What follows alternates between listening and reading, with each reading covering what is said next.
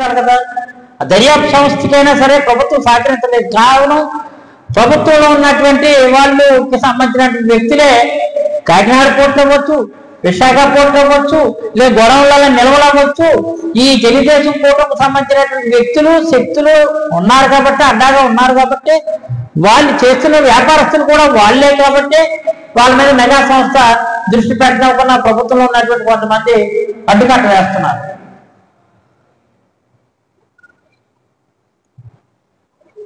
Okay, right. ఎందుకంటే ఇక్కడ ఉన్నటువంటి వేరే హౌసింగ్ కానీ, అలాగే మరొక ఆ పక్కన ఉన్నటువంటి 2 సంస్థలు కానీ ఆ టీము ఎందుకు విజిట్ చేయలేదు ఇప్పుడు కూడా మీమాంస అన్నమాట.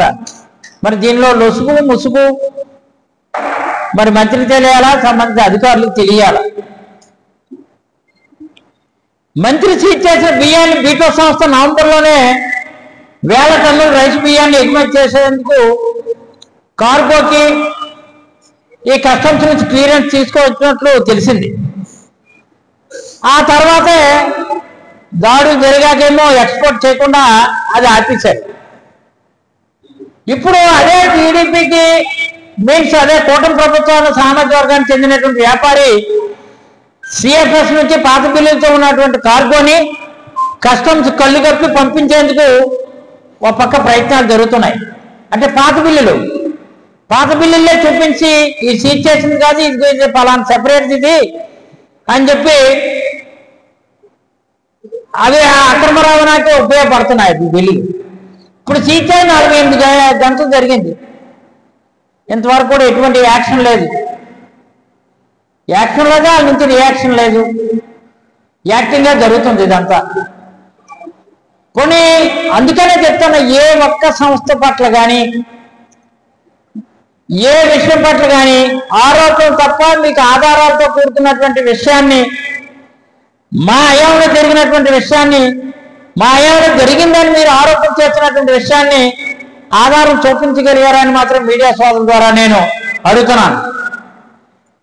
ఎందుకంటే ఈ నెల 9వ తారీఖునే మొత్తం 483 టన్నుల వరకు కూడా బియ్యాన్ని సీజ్ చేయాలని ఆదేశించారు.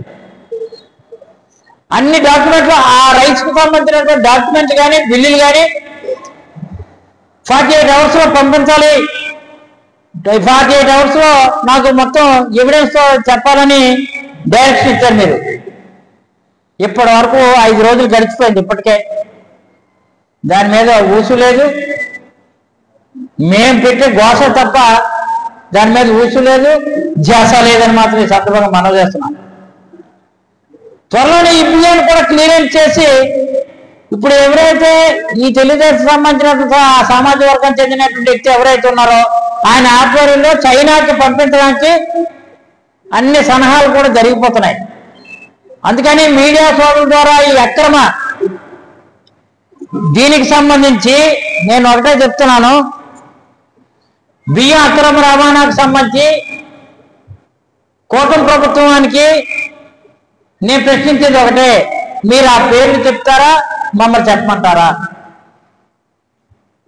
లేదంటే ప్రభుత్వంలో ఉన్నటువంటి పెద్దలు కొంతమంది ఎవరైతే ఉన్నారో వాళ్ళే డెఫినెట్గా వాళ్ళ పట్ల దృష్టి కేంద్రీకరించి సీఎం గారు కానీ డిప్యూటీ సీఎం గారు కానీ ప్రత్యేకమైన దృష్టి కేంద్రీకరించి ఈ ఉభయలు కూడా వాళ్ళపై యాక్షన్ తీసుకోకపోతే ప్రజాస్వామ్యంలో మీరు ప్రజల దగ్గర డెఫినెట్గా ఏదో రోజున మళ్ళీ మీరు తల వంచి సమాధానం చెప్పాల్సినటువంటి అవసరం త్వరలోనే ఏర్పడిపోతుందని మాత్రం ఈ సందర్భం తెలియజేస్తున్నాం.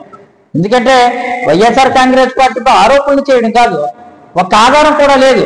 కానీ మీకు ఆధారాలతో కూడుకున్నటువంటి ఎవిడెన్స్తో కూడుకున్నటువంటి మీ ఏదైతే civil supply minister surprise visit అని చెప్పి కాకినాడ పోర్టును అడ్డం పెట్టుకొని డైవర్షన్ పాలిటిక్స్ చేస్తూ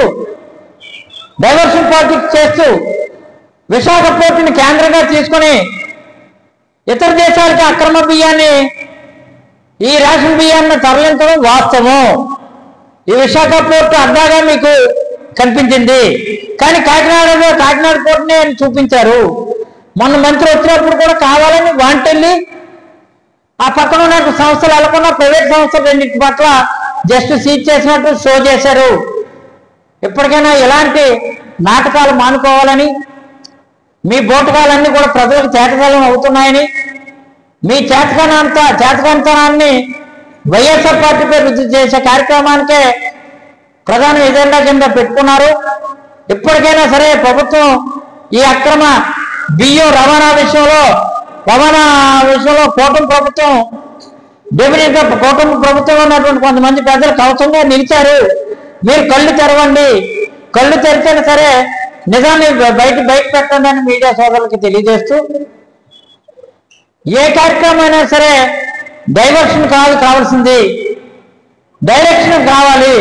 డైవర్షన్ పాలిటిక్స్కే ప్రత్యేకమైన దృష్టి పెడుతున్నారు తప్ప ఒక డైరెక్షన్ భవిష్యత్తులో ఈ విధంగా మంచి ప్రభుత్వం మంచిగా నడిచింది అనే కీర్తి స్ఫూర్తి కలిగే విధంగా మీరు ఏ రోజు కూడా ఈ 7 మాసాల్లో ఏ ఒక్కరోజు కూడా అడుగులు ముందుకు వేయలేదు. కాబట్టి ఇప్పటికైనా కళ్ళు తెరవాలని ప్రభుత్వంలో ఉన్నటువంటి పెద్దలకి తెలియజేసుకుంటూ నమస్కారం.